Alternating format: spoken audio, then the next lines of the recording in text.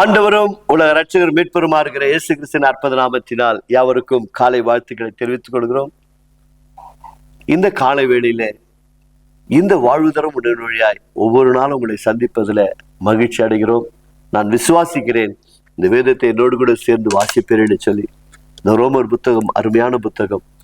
அதில் சொல்லப்பட்ட வார்த்தைகளை மீண்டும் மீண்டுமா நீங்கள் வீடுகளில் வாசிக்க வேண்டும் என்று இயேசுவின் நாமத்தினால் கேட்டுக்கொள்கிறோம். இன்றைக்கும் மீண்டுமாய் வசனங்களை வாசிப்போம். ரோமருக்கு இந்த நிருபம் 6ஆம் அதிகாரம் 20 23 முடிய இறைப்பகுதிகளை வாசிக்க கேட்போம்.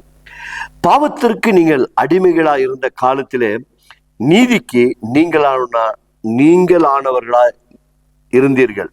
இப்பொழுது உங்களுக்கு வெட்கமாக தோன்றுகிற காரியத்தினாலே அக்காலத்திலே உங்களுக்கு என்ன பலன் கிடைத்தது? அவைகளின் முடிவு மரணமே. இப்பொழுது நீங்கள் பாவத்தினின்று விடுதலையாக்கப்பட்டு தேவனுக்கு அடிமை ஆனதினாலே பரிசுத்தமாகுதல் உங்களுக்கு கிடைக்கும் பலன் முடிவோ நித்திய ஜீவன்.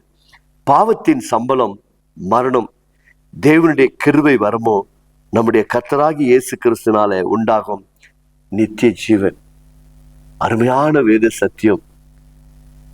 மனித குலமே பாவத்தின் சம்பளமாகிய மரணத்தில் வாழ்ந்து கொண்டிருந்த எங்களை, தகப்பனே, வாழ தெரியாத எங்களை வாழ வைத்தே அன்பு தெய்வமே.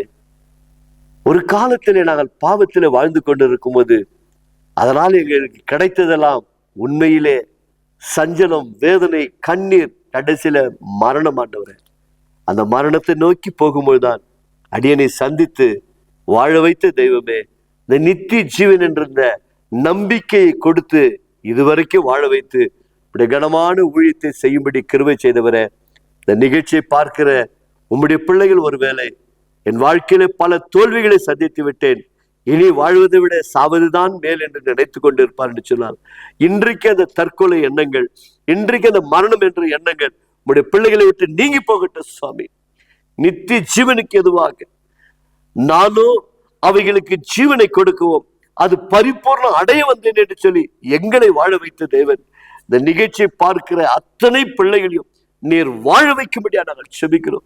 நித்திய ஜீவனுடைய பாதையில் நடக்க உண்மையே பற்றி கொண்டு உண்மையே நம்பி உம்முடைய சித்தத்தை மாத்திரம் உடைய பிள்ளைகள் நிறைவேற்ற கர்த்தர் அருள் புரியும்படியாய் மீட்பர் இயேசு நாமத்தால் செபிக்கிறோம் எங்கள் சூழ் நல்ல பிதாவே, ஆமீன்.